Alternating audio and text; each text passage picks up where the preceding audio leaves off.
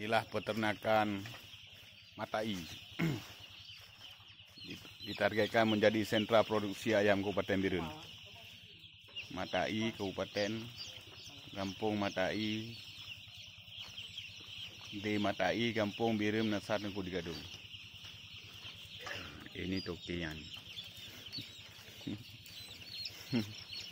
InsyaAllah menjadi sentra produksi ayam terbesar di Kabupaten Birun.